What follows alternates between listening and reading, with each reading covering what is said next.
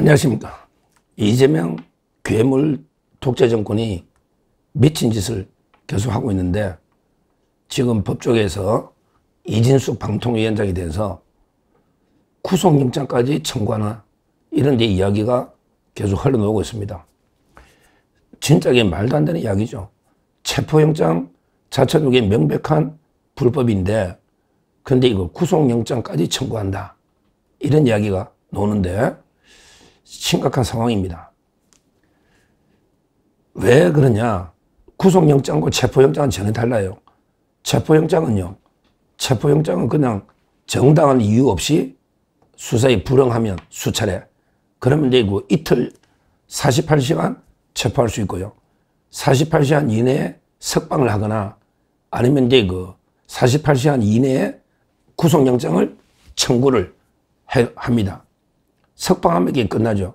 석방하면 오후에 3시에 체포적부 심사도 필요가 없죠. 석방이 됐기 때문에 체포적부 심사도 안 할 겁니다. 해봤자 그 각하나 기각이니까 석방되면. 근데 이거 구속영장이 청구가 된다. 그러면 이게 어떻게 되느냐? 그러면 체포영장과 구속영장은 전액의 별개입니다. 따라서 구속영장이 청구가 되면 체포적부심은 3시에 예정대로 합니다. 그리고 이제 이거 체포가 부적법이다, 불법이다 이렇게 판결해도 구속영장이 청구가 되어 있기 때문에 또 이제 영장실질심사를 하루 이틀 뒤에 또 해야 됩니다. 체포가 불법이라 하더라도 구속영장이 청구되어 있으면 전액의 별개이기 때문에 그러면 이게 영장실질심사 할 때까지 이진숙 위원장은 또 이게 2, 3일 정도 또 구속되어 있는 이런 데 그 심각한 상황입니다. 실제 지금 벌써 그 추석 연휴에 이틀간 지금 불법 구금되어 있는데 근데 구속영장을 청구하면 체포적부심에서 이긴다 하더라도 저 체포가 불법이라 하더라도 영장이 청구되어 있기 때문에 구속영장 실질심사 할 때까지 또 이제 그 대기하고 기다리게 되는 그러면 그 한 4, 5일, 일주일 가까이 구금돼 버리는 이런 데 그 심각한 인권 탄압이 있는 거예요. 근데 구속영장의 요건이요. 체포영장하고 다르게 일단 제일 중요한 게 그 중대한 범죄 혐의가 소명이 돼야 됩니다. 중대한 범죄 혐의가 소명이. 근데 이진숙 위원장이 뭐 이게 범죄 혐의가 없잖아요. 아니 선거법이라는 게 뭐 선거가 할지 안 할지도 모르는 상태고요. 그 당시에. 그 다음에 그 정무직 공무원이 탄핵, 방통위, 해체 이걸 좀 비판에 대해서 이게 뭐 구속까지 할 만한 이런데 그 범죄냐 말도 안 되는 이야기죠.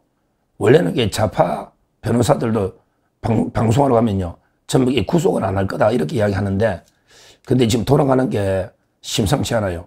왜 그러냐면 이게 그 구속 안 하면 석방이 벌써 돼야 되는데 오늘 3시에 체포적부심을 한다잖아 기사가. 그 체포적부심을 한다는 말은 게 그 석방이 안 된다 이런 뜻이거든요. 따라서 경찰이요 완전히 뭐 구속영장도 못 칠 걸 무리하게 체포했느냐. 지금 비난 여론이 워낙 크니까 경찰이 그냥 면피용으로 일단 이게 구속영장을 기각되더라도 청구를 하는 이런 데 그 짓을 하지 않을까. 이렇게 지금 벌써 법조계에 이런 이야기가 많이 나오고 있어요. 물론 이제 경찰이 뭐 석방할 수도 있는데 그러면 역풍이 또 이게 더 불고 자기 잘못을 인정하는 거니까 구속도 못할 걸 무리하게 체포했느냐. 그러면 이게 그냥 불구속 기소해도 되는데 이런 이제 비난 여론이 나오니까 면피를 위해서 구속영장을 청구한다. 기각될 때 되더라도 이제 이렇게 전망하는 게 법조계에서 나옵니다. 자, 그런데 문제는 구속영장은 100% 기각은 될 거예요. 왜? 중대한 범죄 혐의가 소명이 안 되고 그 다음에 이거 도주 우려 또는 증거인멸인데 도주 우려는 전혀 없죠. 그 다음에 증거인멸도 유튜브에서 한 건데 인멸할 수가 없잖아요. 따라서 이제 구속영장이 100%는 기각되겠지만 그러게 그 사이 결론이 나올 때까지 또 이게 며칠간 구금되어 있는 추석 연휴에 이런 데 그 심각한 상황이다. 이렇게 봅니다. 그러면 체포적부심은 이제 그 누가 이게 그 판단하느냐. 체포적부심은 이제 원칙적으로 판사 한 명이 합니다. 옛날에 우리 윤석열 대통령도 체포적부심 했잖아. 그때 중앙지법의 소준섭 판사가 체포적부심해가 그때 기각이 됐죠. 윤 대통령이. 기각이 돼버렸어요. 근데 그때 소준섭 판사를 암살하게 때려가 또 글 올린 분이 벌금 300만 원 받은 이런 일도 있었고요. 하여튼 윤석열 대통령 때 보면 한 명이 하고 아주 중대한 사건은 재정 합의로 3명이 할 수 있다고 되어 있는데 요즘 이게 체포는 48시간의 문제니까 대통령도 한 명이 하니까 아마 이진숙 위원장도 한 명이 하지 않을까 이렇게 보이고요. 그 다음에 그 구속영장 실질심사는 데 영장 전담이 있긴 한데 연후기 때문에 당직 판사가 한 명이 하지 않을까 이렇게 예측이 됩니다. 다만 이제 그 구속기간은요. 구속기간은 이제 경찰이 잡아두는 게 10일인데 이거는 이제 그 체포 시점부터 10일이거든요.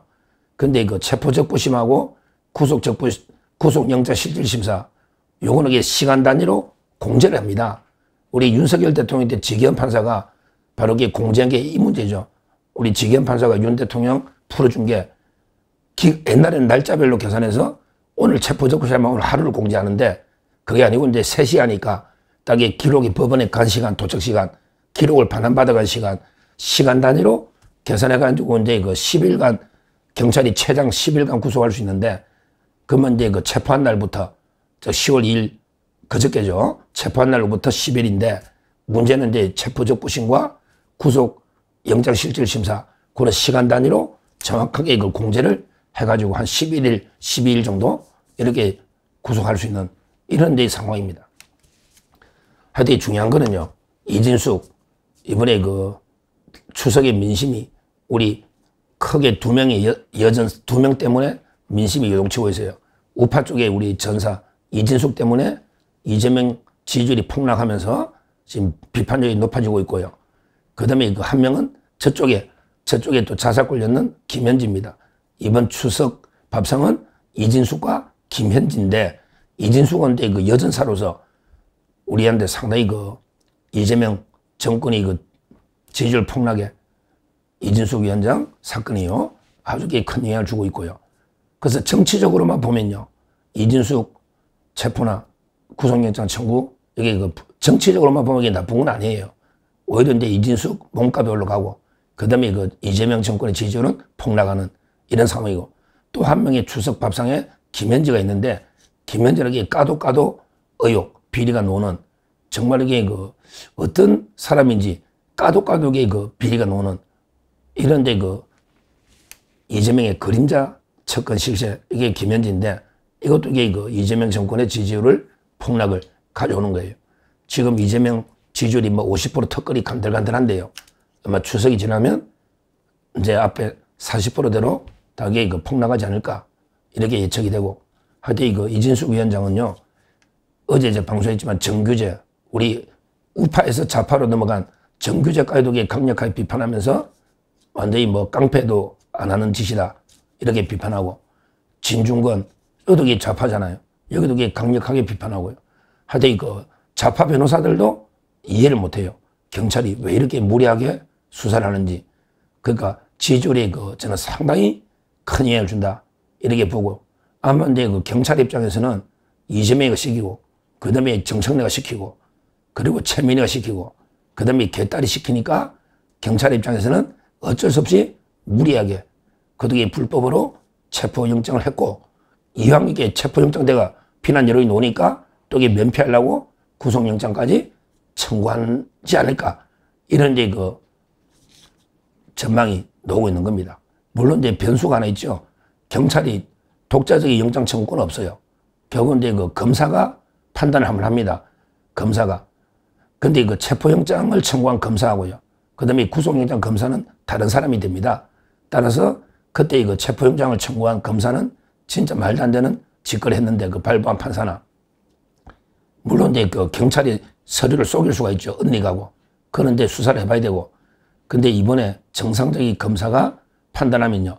경찰이 청구해도 검사가 반려, 보안수사 반려. 지금 이게 검사가 아직 영장 청구권이 있거든요. 그래서 결과적으로는 이게 그 법원의 구속까지는 안 가지 않을까. 다만 제 생각은요. 이게 그 경찰이 구속영장 청구하는 후폭풍이 엄청 크거든요. 그러면 이게 그 면피를 위해서 무리하게 구속영장을 검찰로 보내는데 이번에 검사는요. 이번에는 청구 안 할 겁니다. 구속영장 말도 안 되잖아요.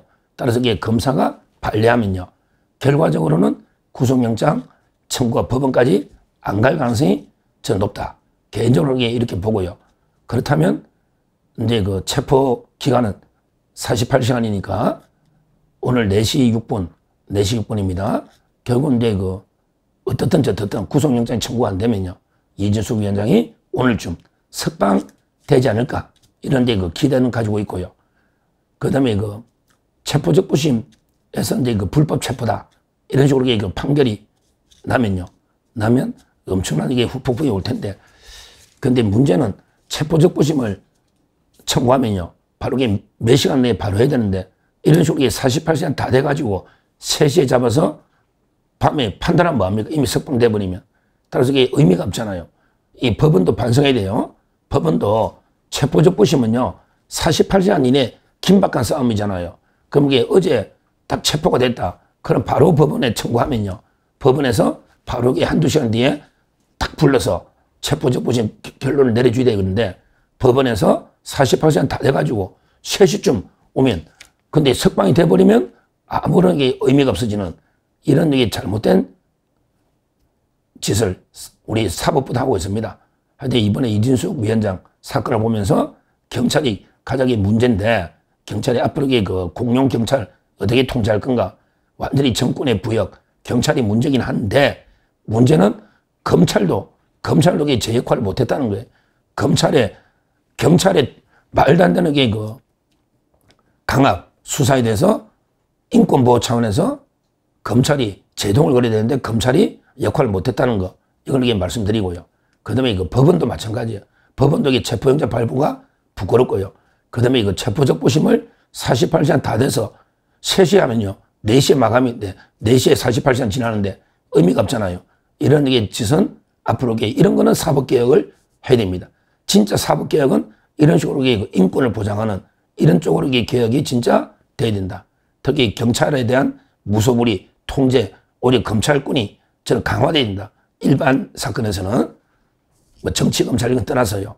이렇게 보고 있고 그 다음에 법원도 이런 거는 신속하게 결정이 돼야 된다. 이렇게 말씀드립니다. 감사합니다.